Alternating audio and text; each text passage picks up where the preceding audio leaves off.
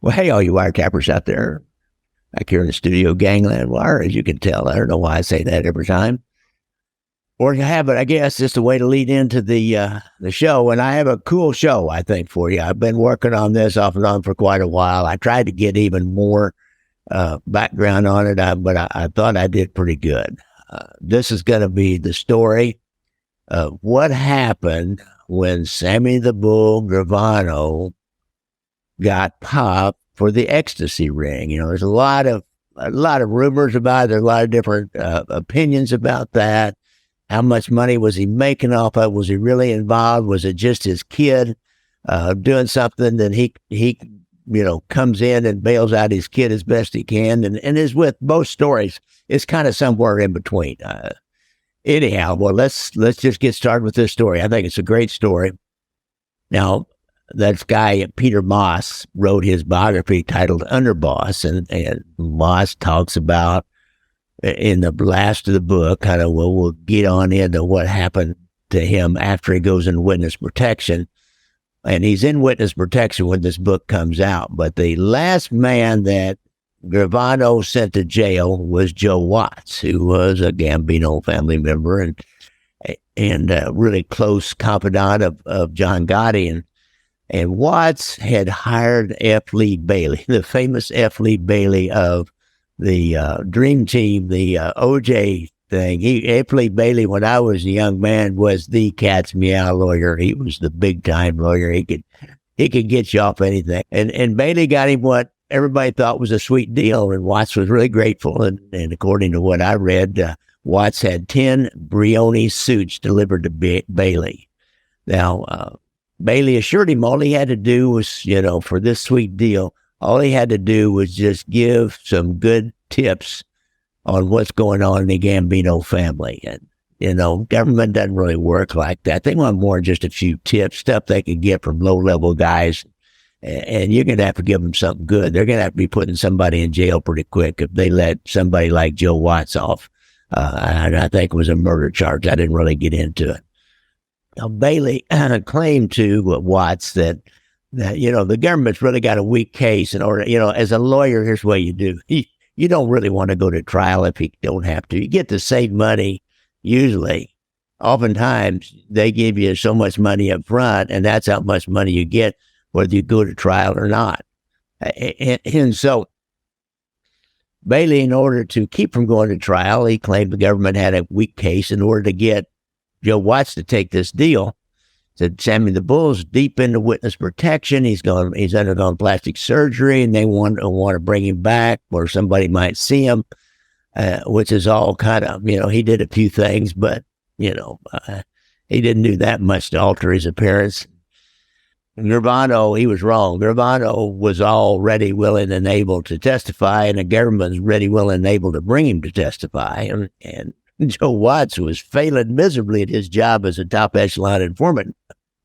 So in the end, the government dumped Watts. He had to plead guilty to a murder conspiracy, and actually he was just released this last year. I don't know what he's doing. I'm pretty sure he's still alive. And I often wonder what he thinks of the Gravano and the modern Gambino family and Sammy the Bull's podcast, and a lot's happened since brother Joe Watts went into the penitentiary and came back out.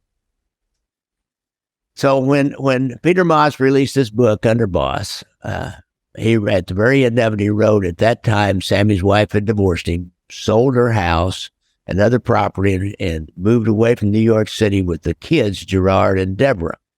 So we don't really know where they are, but what he indicates, they're not with Gravano. Well, now we know they were all down in the same city. They did get a divorce. Salvatore Sammy the Bull Gravano was creating his new life, and he had legitimate employment.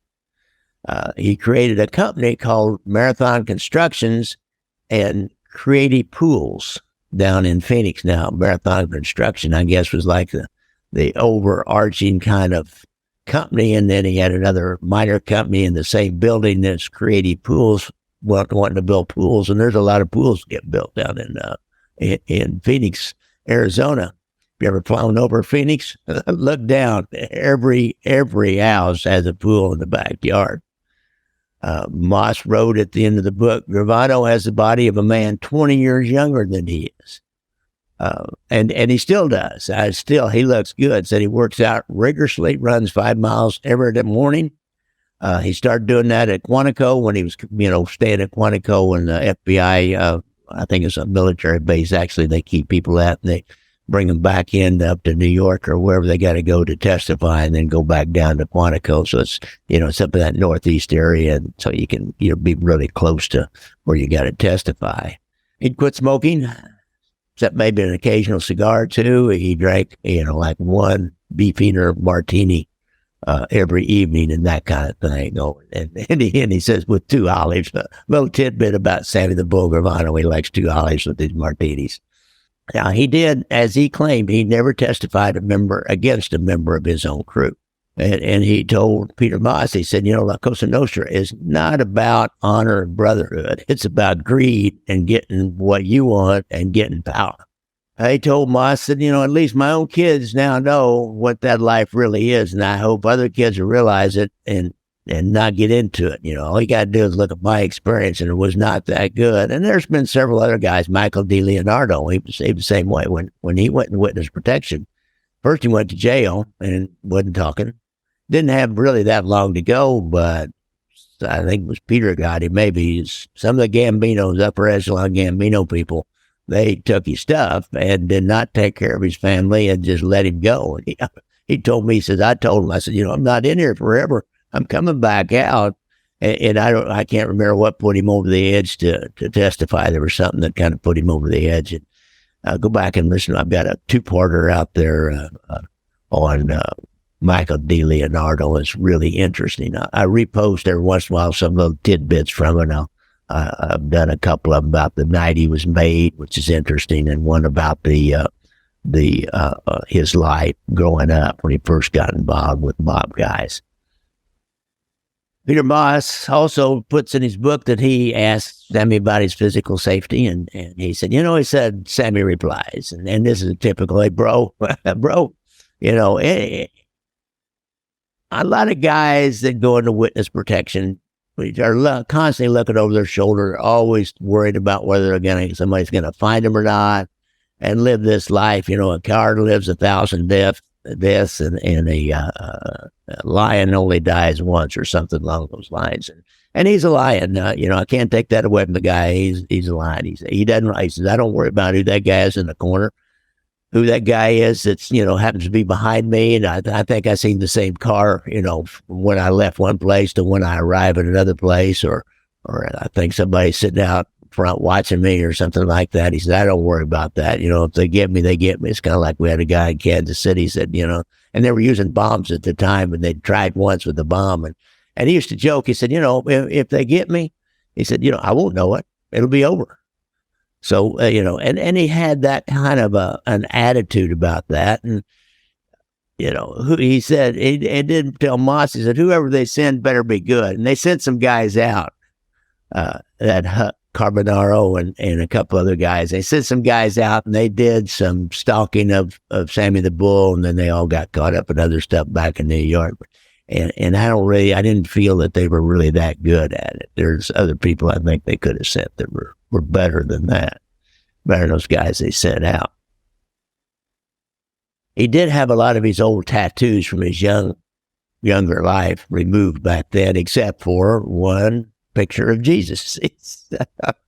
He said, Moss asked him about, what's up with leaving that one tattoo from your old life of Jesus. And he said, well, I guess God still likes me. At least I hope he does. Now, since then, as we know, if you watch him on YouTube at all, he's got a lot of tattoos all over himself again. I don't get that tattoo thing, but certainly have a couple of granddaughters that do. One of them in particular, she was getting a new tattoo about every month or two there for a while. She's finally gotten a little bit older, and she's cut back on that. But anyway, I digress. That was 1997. So 2000, 3 years later, here's Sammy. He's under arrest. And here's his exact quote. I was stupid. You can say, Sammy, you were a retard. I can hear him saying that. And those are the very words he used in a jailhouse interview after the Phoenix local cops, not the feds, the local cops arrested him for his part in this Phoenix, Arizona ecstasy ring. And this was February of 2000. So where did this ecstasy come from in Arizona in 2000? Go back to the 1980s. They started in high schools and young adults. They started these parties called raves. I don't know if you're of a certain age, you remember that. I remember when they first started happening in Kansas City. We have a place in the West Bottoms. It's a bunch of old warehouses and old turn-of-the-century brick buildings, and somebody would rent out one of those big open spaces, get a DJ to come in, and I don't remember how they got the word around this before social media, but there would be thousands of kids would show up. So they're having these raves in regular bars and with DJs, and it was dance music, and it was a big deal. If you're a certain age, you know about that.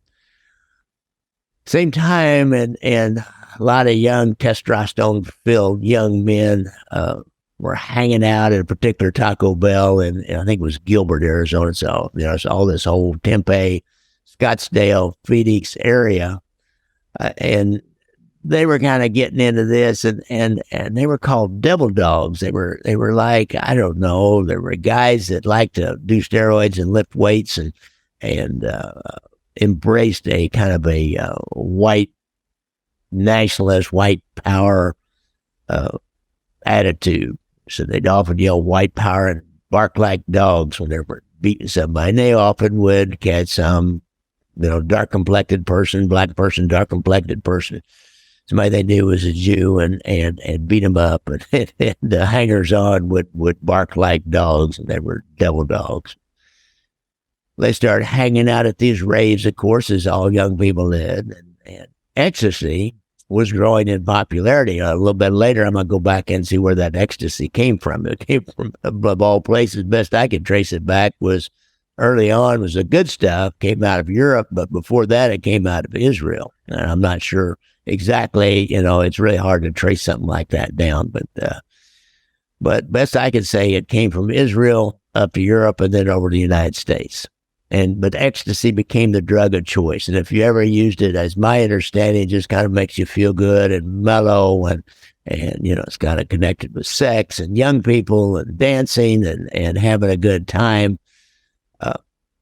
So during this time, the Devil Dogs, a kid named Mike Papa came out of the Devil Dogs, came out with all these connections with these other kind of tough guys, suburban tough guys, but tough guys.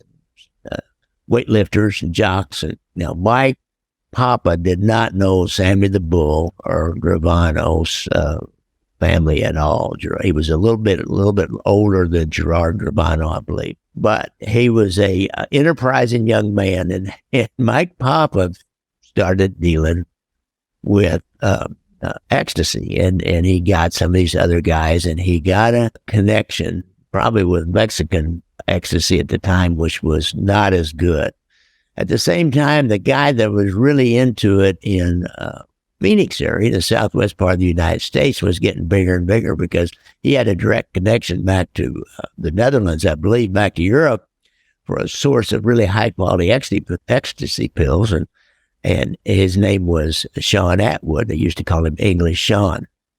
And he became like the main connection for the whole southwest part of the United States. And even on Michael Francese's podcast, I believe he was talking about Sean Atwood, English Sean. I think he was talking to him, and he said that he had owned the Billboard Lounge on Sunset Strip, I believe, back in those days, or at least have a piece of it. And his bouncers, one of his bouncers way indicated, came to him and asked for permission to sell that ecstasy to people when they came in. He said, no way. But he said, out of his own curiosity, he said, well, where do you get this stuff? And he said, we get it from an English guy down in Phoenix. So that's got an interesting little cross paths because Sean Atwood now has, I'm giving it a little free advertising, has his own podcast and YouTube channel, and Michael Francese does too. So, and Sammy the Bull does it. And I do here in Kansas City. Sammy the Bull Gravano, who is now, these guys like to go to warmer climates. Everyone I've ever talked to said, I always tell them, the 2 or 3 guys I've talked to, I say everyone, but I've talked to 2 or 3 guys. He said, I tell them I want to go to warmer climate. I do not want to go up north. Some do end up north, but I want to go to a warmer climate. Texas, Arizona, Phoenix, Arizona, I understand it's filled with them. But he came, in 1995, he got to Phoenix. He had to serve 5 years in penitentiary for his participation in 19 murders and a lot of other criminal acts, but 5 years. Now, the name he took on down in Phoenix was Jimmy Moran. And it's pretty simple and easy name to remember. And I bet he one time knew somebody by the name of Jimmy Moran. Started this marathon construction company, advertised he could install swimming pools, use the name Creative Pools. Now, of interest is that Gravano's New York construction company was Marathon Construction. Deborah, Sammy the Bull's wife, has filed for divorce, like Ma said. They don't live together. They built a huge, big, 4,000 or 5,000, I think even larger than that, square foot house, huge, big mansion-type house. And the person we now know as Jimmy Moran had moved into a small apartment that was described as like the kind of apartment that a young single guy just starting out with a kind of a low-end job might have. And he'd always claimed he did this in case somebody would try to hit him at his home, and his family wouldn't be involved in that at all. His daughter Karen at first was living in Maryland, and his son Gerard, it was just maybe out of high school, I'm not sure, moved out to Phoenix. After they get there, some writers say it's 95, 96, 97 or so, Sammy's ex-wife and her name, and I think maybe his son's name Gerard, buy a restaurant. They opened up a restaurant called Uncle Sal's Italiana Ristorante in Scottsdale. The tagline was the best kept secret in Scottsdale. Think about that. Uncle Sal, Salvatore, best kept secret in Scottsdale. Kind of a little play on words, I think. I guess they thought they were too cool by half, or too clever by half. Sammy often ate there. Her son Gerard worked there, and he entered the Scottsdale Culinary Institute of America. He wanted to be like a regular chef. This spot was actually pretty reasonably successful for several years. They don't still own it, but it's still down there at 3370 North Hayden Road, Scottsdale, if you want to go check out that restaurant. I think I looked it up online, still the same name, Uncle Sal's. National Geographic did a look at all this. They're being down in Scottsdale. This was after they all got busted for drugs. The daughter, Karen, tells the story about she and her brother Gerard, how they first got in the drug business, because they weren't really, they were young kids and they weren't really, involved in the drug business, and which is a different business that Sammy the Bull had always been involved in anyhow, but had known people. But they weren't dealing, he wasn't mentoring them to get in the drug business. She was living in Maryland and she saw an opportunity to sell weed back there, and she knew that Gerard had really easy access to a lot of good quality weed down there in the southwest part of the United States, closer to Mexico.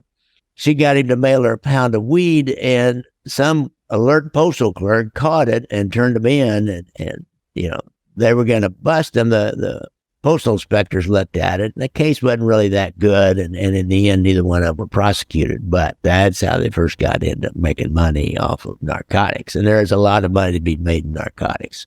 She had a boyfriend by this time named David Seabrook, and they moved back to Phoenix, and both went to work at Marathon Construction.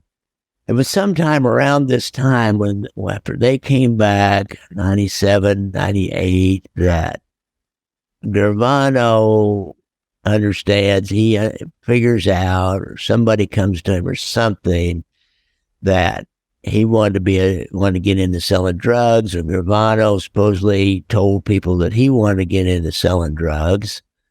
And Gravano tells his son, supposedly, that he would teach him the ropes. Now, this came from a 35-year-old guy named Phil Pascucci, Pascucci, Pascucci. Phil Pascucci. Phil Pascucci claimed that he went into the Gravano orbit during these years. He is an East Coast guy who had ingratiated himself with Sammy the Bull. Sources claim that the two began a really tight 3-year relationship in which Pascucci acted as a business partner, but also as a surrogate son.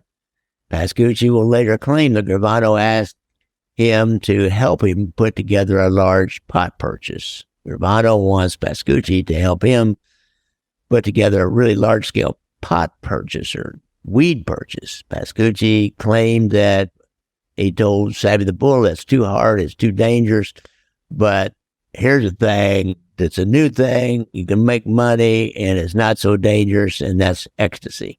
He explained how you could buy a pill for like 50 cents and sell it for $9 or $10. Pascucci had a clandestine lab of his own down in around San Antonio, Texas. And he claims, and this is later on after this whole thing falls, Pascucci has been arrested. And he claims that Sammy was operating a wholesale ecstasy operation in Phoenix. And this kind of before all this, really other went down with Gerard and his daughter and wife were in the wiretaps. There's even a government document out there that claims that Gravano once said his son Gerard did not really have what it takes to be a criminal. He said, some people do and some people don't. I can hear him saying that just matter of fact. Hey, bro, some people do, some people don't. Pascucci's ecstasy lab dried up because his chemist was murdered down there in Phoenix or down there in San Antonio, and San Antonio and the cops are going after him. They were all over him anyhow. And Gravano dropped this relationship, which explains why he will come back around later and testify, not really against Gravano and his selling ecstasy or pot or anything else, but at a bond hearing, because they now have, several years later, they made a case on Pascucci, and he's desperately trying to minimize his exposure to more time in the penitentiary, as they all do. About this time, like I said, 97, 98, Pascucci claims that he and Sammy the Bull got into the ecstasy business together. Other people would say that Mike Papa and Gerard Gravano started getting into the ecstasy business together. Mike Papa was already in it. He brings Gerard in it. Gravano's using Jimmy Moran. He had removed himself from the witness protection program. He said it was too restrictive. He and his wife live apart, as I said. Both his children, Karen and Gerard, are living in Phoenix. She's working and her boyfriend, David Seabrook, they're working at his pool company, and Gerard's working at the restaurant. And according to Pascucci, Gravano had already dabbled in the ecstasy business. But when Gerard Gravano met Mike Papa, who was already well known in the raves, already had his own small ecstasy distribution network, mainly in nightclubs around Arizona State University. Government claims that Papa, when he first was getting started here, first met Gerard Gravano, he was selling as many as 1,000 pills a week, which is, markup about $10 each. That would be 10,000 a week. You can buy a lot of drinks. You can wear really expensive clothes. You can drive a really expensive car on 40,000 a month. But that's not the huge big time. That's not cartel time. That's not Scarface time where you can bury your nose in 10 pounds of cocaine and drive Maseratis and Ferraris and have airplanes and all that. So Mike Papa's got a way to go. He supposedly told Gerard that if he could get the backing, he could get the financing, he could move as much as 25,000 pills a week, or that'd be about $250K a week. As Gerard got more involved with Mike Papa, and they were talking about, get some money, we could make even more money. He told Mike Papa about his father and who he really was.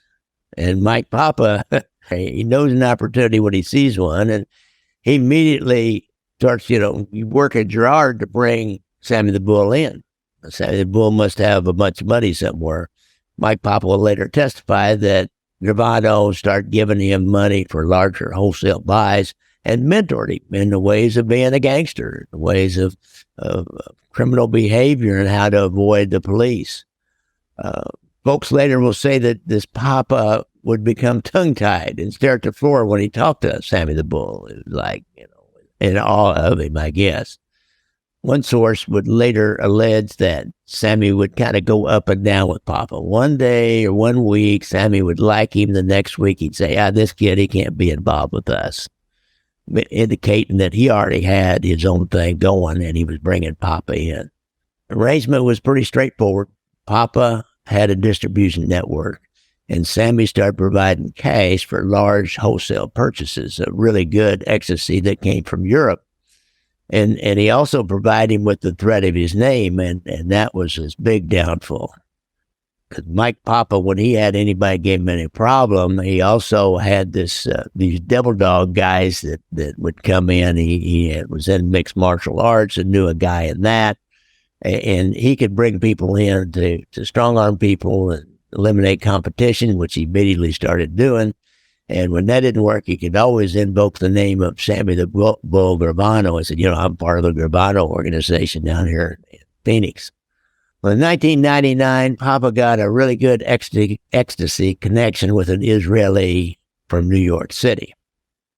But what he didn't know was the feds were already working this guy and had wiretaps and undercovers going all at the same time. But he started bragging around in Phoenix. This guy, he started bragging around about the Gravano organization being connected to Sammy the Bull. And he said he had connections high up in the Israeli Mafia.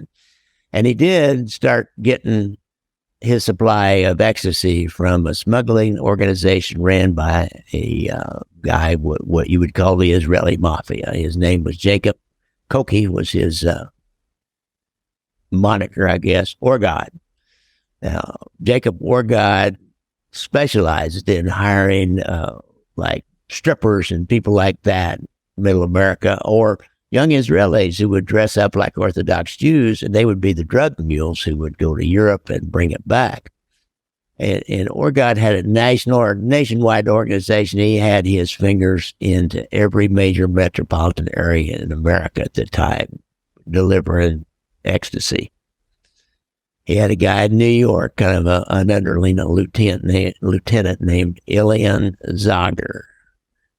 Zager became Papa's source for the ecstasy. And Mike Papa and Gerard Gravano, people later on would say, they are going around town to the clubs. They're acting like they're big time mafioso. And they did have this good supply of high quality ecstasy coming in, and they started working on dominating the Phoenix market, which English Sean, now they're starting to push him out. He's got a lot to say about that.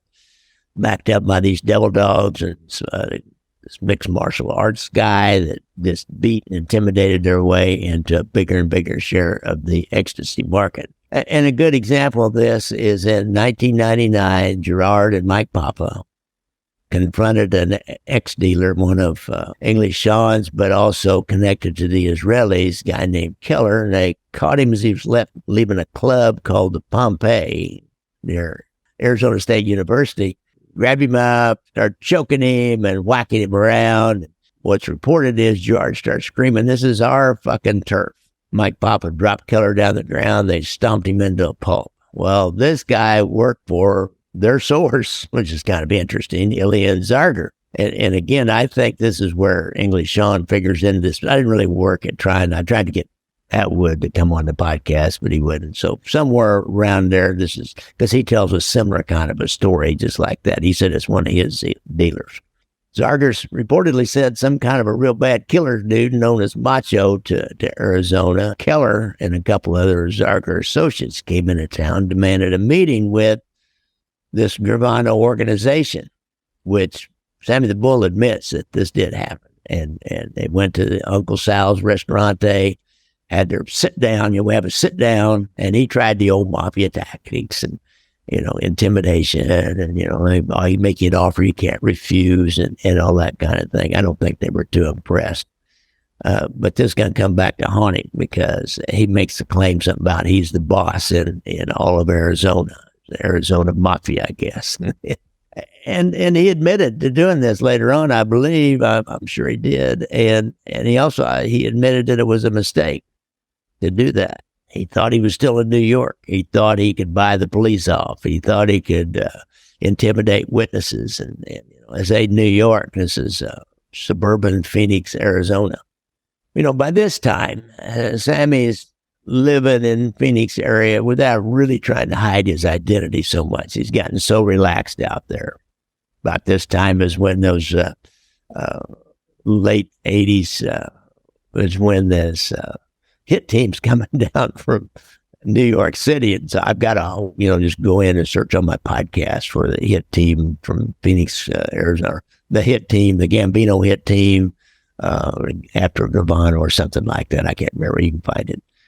He likes to frequent a place called the Gold Bar Espresso House in Tempe.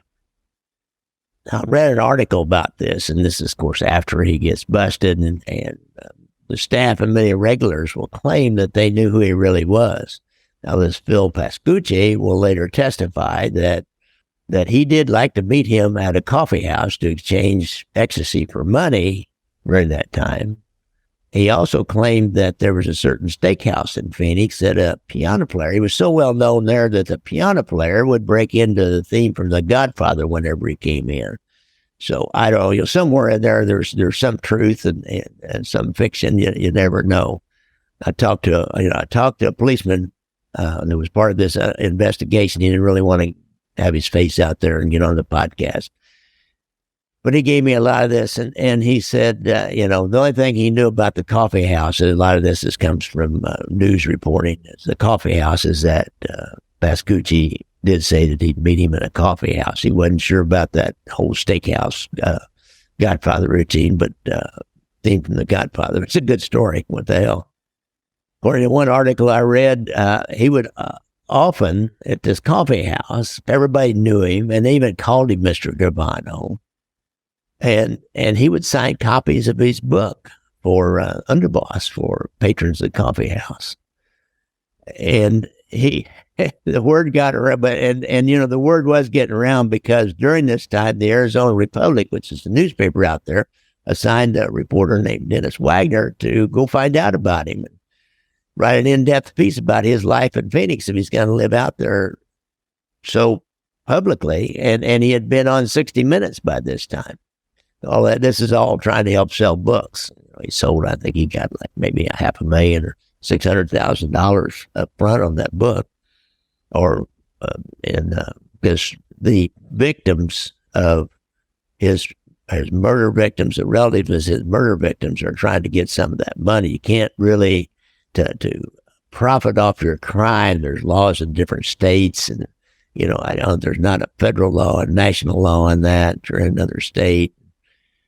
And I think maybe his crimes, I don't know if they all happened in New York. Some of them might have happened in New Jersey, too. So I didn't really dig deep into that. That's a whole other story there. I get some of those relatives of those victims to come, and we'll talk about that one of these days. Dennis Wagner, the reporter, later say that, they found out about Marathon Construction Company. He said he was so nervous when he went over there to confront Sammy the Bull because he was sure he was there. He drove around the block several times before he got up, screwed up his courage, and screw up your courage to the sticking spot.